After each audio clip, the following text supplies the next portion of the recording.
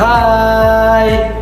Mahasiswa PPG Pengajaran Gelombang 2 tahun 2023 Universitas Negeri Medan. Kami dari kelompok 2 ingin mempresentasikan hasil diskusi kami mengenai Menciptakan ekosistem pembelajaran berbasis teknologi terkini. Sebelumnya, kami ingin memperkenalkan diri dulu nih. Saya Linayanti Waruwo. Saya Hanes Magdalena Hutagalung. saya Cindy Eliza Purba. saya Devita Rosa Nainggolan. Saya Yasser Pariak Sentosa Nadabdab. Saksikan penjelasan kami berikut ini. Kami dari bidang studi pendidikan Pancasila. Adapun materi pembelajaran yang kami ambil yaitu partisipasi warga negara dalam pertahanan dan keamanan negara. Adapun rancangan desain pembelajaran kami yang kami gunakan dengan pendekatan pembelajaran TARL dan model pembelajaran problem based learning atau PBL. Adapun teknologi yang kami gunakan yaitu 4 teknologi, di mana teknologi yang pertama adalah Quizzes. Nah, ini bisa kita lihat di samping. Quizzes ini untuk membuat kuis interaktif yang mengukur pemahaman siswa secara real time.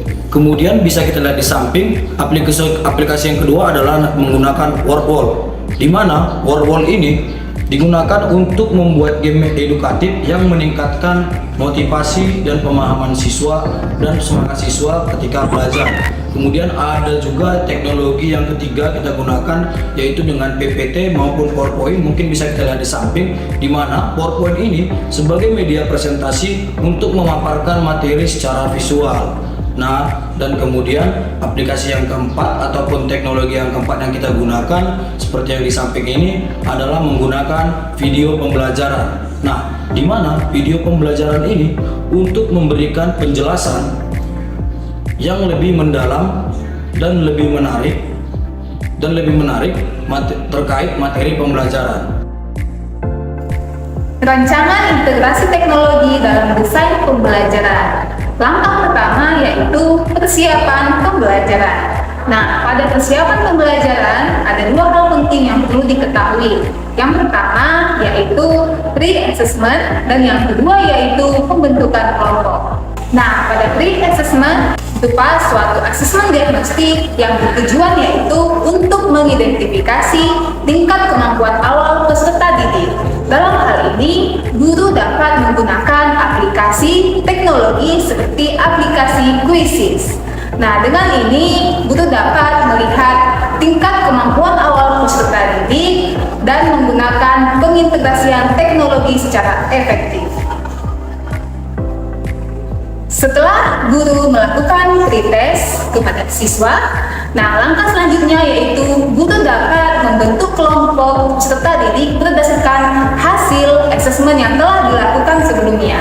Sehingga siswa dibagi ke dalam beberapa kelompok sesuai dengan tingkat kemampuannya. Nah, tentu hal ini sesuai dengan pendekatan Teaching at Right Level atau pendekatan TARL. Langkah yang kedua yaitu kegiatan inti. Pada kegiatan inti pula ada 4 hal yang perlu kita ketahui. Hal yang pertama yaitu penyampaian materi. Pada penyampaian materi, guru dapat menggunakan atau mengintegrasikan berbagai teknologi yang mendukung, seperti teknologi PowerPoint dan juga teknologi media pembelajaran interaktif, seperti video pembelajaran yang didesain sendiri atau dapat diambil dari sumber terpercaya seperti YouTube, internet, dan lain sebagainya. Nah, dalam hal ini, guru dapat menjelaskan atau menyampaikan materi kepada siswa sesuai dengan kebutuhan belajar siswa. Langkah kedua yaitu melakukan ice breaking. Nah, dalam hal ini, setelah siswa menerima penjelasan materi dari guru, maka penting sekali bagi guru untuk mengajak siswa melakukan ice breaking. Di mana ice breaking di sini bertujuan untuk memberikan penyegaran atau merilekskan siswa agar tetap fokus dan termotivasi untuk pembelajaran berikutnya. Nah, guru dapat menggunakan berbagai aplikasi teknologi yang mendukung, seperti aplikasi Word.